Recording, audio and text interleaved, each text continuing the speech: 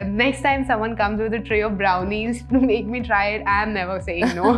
When we set up our dropshipping stall at Galleria, just to understand what goes around in selling a jar of cookies really took out the life out of me. I mean, the amount of struggle, it's not that the product is not good, but like you have to really put in a lot of efforts. Hello and welcome everyone. Today I'm thrilled to have with us our star student Ramsha from the very first cohort of the executive program at Masters Union, the PGP Rise program. And whenever I get a chance to speak with her, the energy is just so palpable. A very, very warm welcome, Ramsha. Thank you so much for doing this and coming and rushing to the campus to actually help us shoot this video. And I hope that you're excited about today. You hope? You've not seen the excitement 5 minutes ago?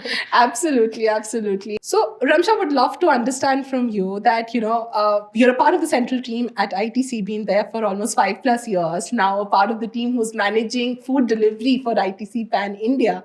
How has the journey really shaped up for you? What has kept you on your toes? What has kept you motivated, right? Would love to understand that.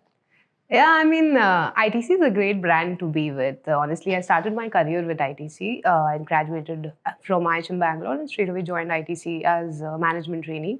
So those 2 years of management training were terrific, made great friends, became close to people, made friends for life. Then COVID happened and the company was very supportive of all of us. A time when everybody in the hospitality industry was getting laid off.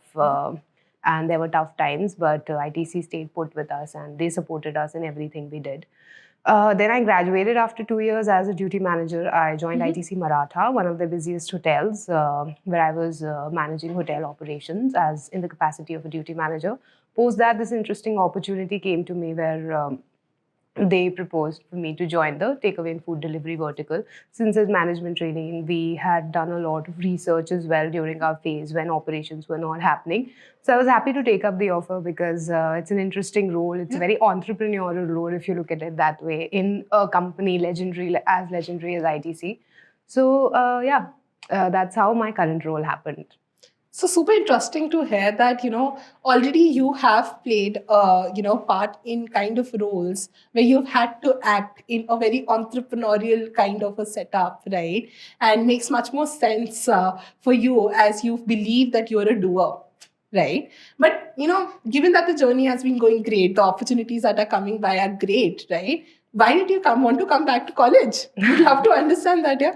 Yeah, so I don't feel like I'm back to colleges yet because there is a lot of learning by doing. So classes are okay only on the weekends, which makes it easier for me to manage.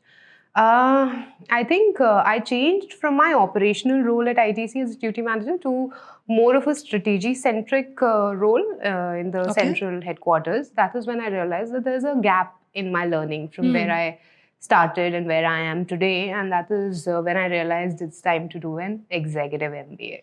So I understand that you chose that, hey, listen, there's a gap in the understanding in the current role that I'm playing, and you wanted to make sure that your career doesn't hit a glass ceiling, and hence the opportunity to really learn from an executive MBA program is what you wanted to choose, right? But also, throw some light on what was the process that you actually adopted to choose a particular institution, right? What was the process that it really took you to actually think that, hey, listen, this is the place for me to be? So to be honest, let's start with the purpose. The purpose majorly was to understand what I'm doing much better. It's not like I did not understand, but maybe post-COVID, a lot of things had changed. The industry had evolved and I thought I needed to catch up. And there were a lot of gaps in my learning. And that is when I realized, okay, it's time for an MBA. To be selecting an institution, I'll be honest, I applied to a lot of places. I have evaluated a lot of options, but I think what really stood out with Masters Union was the hybrid status. I could attend classes. I don't get an online degree. I think that is one of the pluses that I see over here. Second was the learning by doing. Because I've never been everybody is a different kind of learner. I am not the kind that sits in a class behind a book and studies. That's just not me.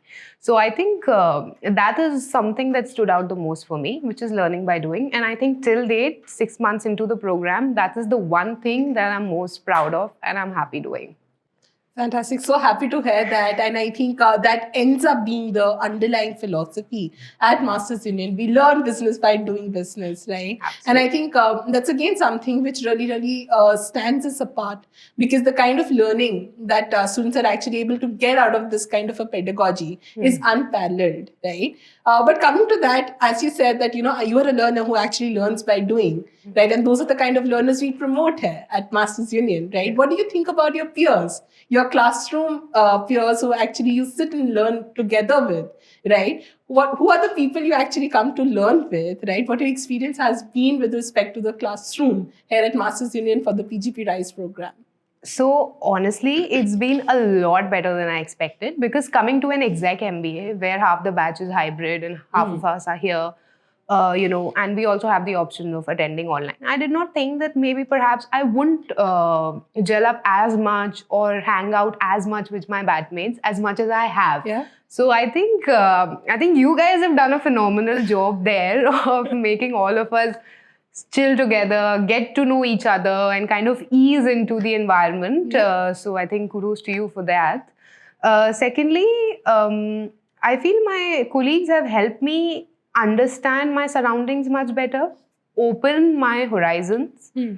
I think all these industries that my colleagues come from, say there are people from fashion, there are people from tech, marketing, project managers, product managers, a bazillion fields. And perhaps my eyes were closed to what they do every day. So when I talk to them, there's a lot of things that you can possibly, there are hybrids.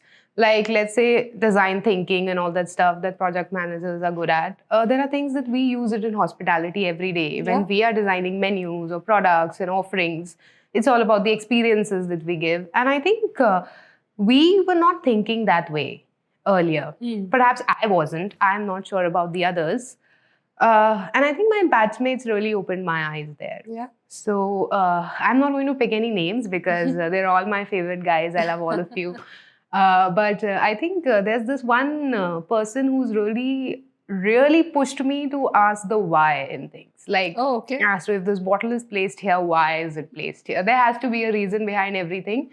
And I think I've kind of been scolded and handheld. So I'm all in good spirit. So I'm happy where I am right now.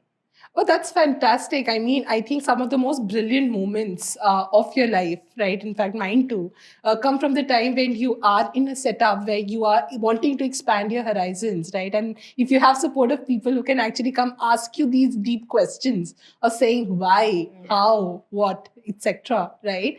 It really helps in the overall growth as well, right? But talking about collaborative environments, as we just did, I think one of the key things you guys also do in the PGP Rise program is collaborate with peers, right? And actually make businesses, right? One of them ends up being the dropshipping business that you actually take up, right? I want to know your journey. I have heard your story, right? But I want to hear from you, and I'm sure the audience also wants to understand what is it that you picked up as your dropshipping business. There were certain strengths that you brought in, right? And a couple of strengths that your colleagues brought in, or your partner, the teammates brought in, right? How did that entire thing come together? Would love to hear that story. Yeah, so dropshipping teams were made on, I think, the third day of the orientation, and people did not know each other much, but surprisingly, we could kind of fathom what everybody's background was and how everyone was doing and kind of make a team together. To me, I'm a hotelier, and food and beverage comes very naturally. Yes. So that is what we did for dropshipping. So I collaborated with one of my friends who was working at the Prestige Hotel group earlier. And he runs a bakery at the moment. So we fulfilled our dropshipping orders through him. It was organic cookies, sugar-free brownies, and all healthy, sustainable, luxurious, clean ingredient offerings that we did. Yeah, so I think food is where our dropshipping product lied. Great. And tell me the process, right? I get the product is something that you decided, right? Then your teammates would have also helped you execute the entire supply chain of it, setting up the channels of distribution, right? Yeah. What exactly went into deciding those things, right? And what is the highlight for you in that journey of building that business, right? What is the key learning that you took away? Okay. So I mostly did the operational bit of it and the overall planning, getting the product in place, fulfilling orders, making sure the customers are happy. Then I had this friend who's an expert in design. She comes from fashion. So she helped us set up a logo, design our website, the look and feel of our menus, how the offerings should look like. And she did a brilliant job of it, might I add. Then I had this colleague from Microsoft who helped us set the website, get the payment gateway in place, and just set up the whole online channel processes. Then we had a colleague who was good in finance, so he became the CFO. He helped us make all the financial reports, keep a track record. Every time we were spending too much on marketing, we would get an app from him. Okay, bro, what are you doing? You spend so much. We've only earned this. So usually the fights used to be between the CFO and the CMO. And the CMO spending too much money on digital marketing and performance marketing, and the CFO not being okay with it. So yeah, and then this brilliant girl from Delhi who was the CMO. She was managing the marketing side of it. So I think the five of us together came across and made a good team where we had a major from every field. Got it. And what was the highlight for you? The first sale? I think, yes, the first sale was a great experience, but I would say that when we set up our dropshipping stall at Galleria, just to understand what goes around in selling a jar of cookies really took out the life out of me. I think the amount of struggle, it's not that the product is not good, but like you have to really put in a lot of efforts, although I think we did quite well, touch wood. But I think I have developed a lot of respect for all the shopkeepers out there. Next time someone comes with a tray of brownies to make me try it, I am never saying no. Fantastic. And I think that's one key skill that every business person needs to have, right, is to understand what actually goes into selling a product, right? Making a product might be easy, right? But to actually sell it to a customer is where the entire heart of the business should lie, which is something that you actually saw in action. So great for that. And, now you guys have actually moved on to building your own ventures through the venture initiation program, where you guys have started your own journeys. And I just heard the good news that you guys won the pre-seed challenge. So congratulations on that. But I would love to hear, what's the ideation process really been like? How did you come up with the idea, right? I know that this particular program is making you go through each stage that an entrepreneur would go through when they launch their own business, right? So what's the feeling there, right? Plus, how are you looking forward to take this ahead?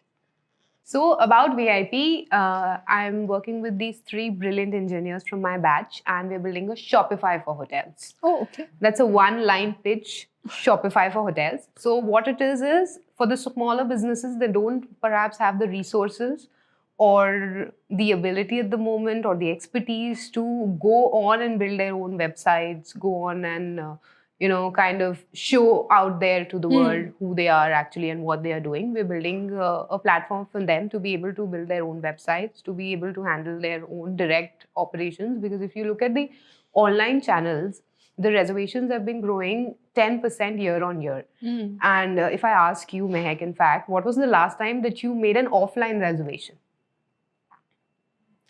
I think it was almost 6 years back when we went to Andamans, and that was especially because I went with my parents. So 6 years ago, right? And with your parents. I don't think whenever you have a kid, you will ever end up making a reservation offline. So yes, the share is only growing, and that is why we can see that, big giants like Make My Trip, Booking.com, Agoda, all these places are flourishing, they're thriving.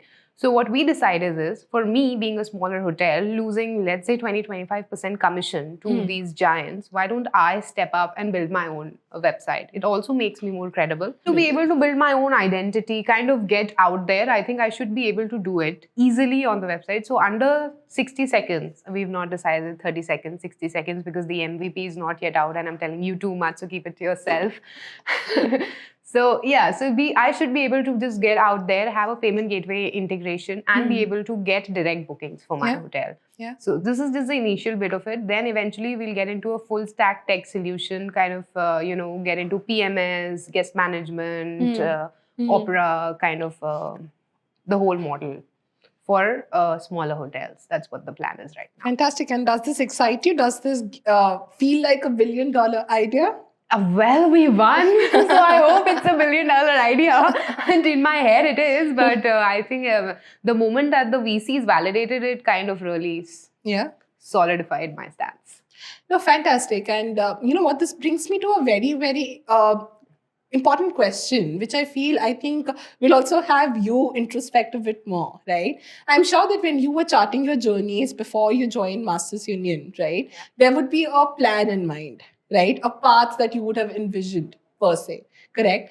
How has that really changed in the past 5-6 months that you've spent here at Masters Union? Has it changed? First of all, has it changed at all? If yes, how has it done that, right? And what is now that you're looking forward to? Yeah, so see, I'm not much of a planner. I don't plan too much ahead because things happen. And something as big as Masters Union in my life, I think I had just thought that I'll go out there, get an education, kind of learn by doing things. But I had not thought that, maybe this idea that I come up with, I'll take ahead. But at this moment, I have a plan in mind, and I really, really am planning to take this VIP idea ahead and pursue it. So let's see, fingers crossed. Maybe we're able to do some good to the world, earn a couple of bucks ourselves, and just be out there, helping people and helping ourselves. So the entrepreneurial spark has been lit. Yeah, I think, that's very true. That is all credit to Masters Union. Otherwise, I would have never in my life thought of being an entrepreneur. I'm very comfortable in my job, and my company is keeping me very happy. So I had no reason to be an entrepreneur. Yeah. No, great to hear that. And I think that's something that we strive to do, right? And something that keeps us focused. It is one of the North metrics that we chase, right? That how can we have more job creators, right, come into the world where, a lot of people struggle to find jobs even after graduating from organizations and institutions, right? So fantastic that we've been able to do that for you. I think a small whippy in my head right now. But yeah, great hearing this journey from you, Ramsha. I think one thing which I also want to know, right? When you came to Masters Union, obviously you came in with a thought that this is what I will be looking forward to in this particular organization, right? What is it that you found here, just completely unexpected? Something that you didn't think that this journey would bring to you, but it has. So, two things. See, I came here to get a formal education, of course, get a degree, be an MBA. That is one part of it. But the things that I did not think of was, of course, the entrepreneurial spirit that it's really, really enlightened in me. That is one. I think I'm going to be grateful for life, because if I become a successful entrepreneur, I think I would have not even thought of it 6 months ago that I would pursue a business venture or ever, kind of find gaps, identify what is the gap. Because, when you come across great ideas, let's say talk about Airbnb, you just feel like, okay, this gap was there. You were always thinking, maybe I could have been able to book this extra room in a friend's house or in a relative's place, but you just didn't know how to bridge the gap. So it's just simple problems that require simple solutions, but we've been overcomplicating things. So I think I've learned it the hard way. Simple solutions are sometimes the best solutions. Fantastic. Great to unexpected things. I think this is something that other people will learn from as well, right? Even in terms of my peers, I think I never thought that I'll find a best friend for life over here. But I did. In fact, I did. And it's very rare for people in exec MBAs at that stage in life to find, people you would so closely become knit with. But I did. Maybe I got lucky, but I think not, because a lot of other people also did. No, but I feel that's how also the Masters Union Executive Program, PGP Rise, is very different from the other executive programs out there, right? While the other executive programs might focus a lot more on the upskilling part, the academic theoretical part of learning things that, a person with 7 to 8 years would want to after getting into the depth of the tea. That we generally talk about, right? We as a business school also wanted to ensure that these people are not kept bereft from other benefits that a PGP program can really bring in, which includes networking, finding peers who you can actually share thoughts with, right? And in fact, coming for immersive experiences in the campus itself, right? And that's one of the key differences which we believe is going to change how executive education or executive PGP is really looked at in the future years also. So love to hear that you're echoing the thoughts that we thought that would make this program a success. And very, very happy to hear that from you, Ramsha. As a leaving thought, I would love to understand from you, right, what are the top 3 memorable moments that you've had with PGP Rise that you are going to keep very close to your heart for the rest of your life? Okay. I think the best moment was when I won VIP. Okay. Because that kind of validated my idea that what the 4 of us were thinking could be something. Right? It's one thing to, make a presentation and pitch an idea, and it's second to get validation on it. So I think that was really good. And I think the best moments are yet to come, to be very honest. Once we start getting into these things deeper, I think we'll hopefully get somewhere, but let's see. So that is one. I think second was a secret moment in Goa that all of us had together that I would not want to reveal on an immersion. And soon we're going on a global immersion. So yes, you're looking forward to it? Yeah, very much. Fantastic. But I've had a wonderful time speaking with you today, Ramsha. Thank you so much for coming in and doing this with us. Right? I hope that we get to, speak with you much more as the journey progresses. We would love to see how you're blooming into a brighter star than what you were when you came in. But thank you so much for making this. And I hope that all of you have really enjoyed listening to us. And we will be back with Ramsha's experiences very soon. Thank you.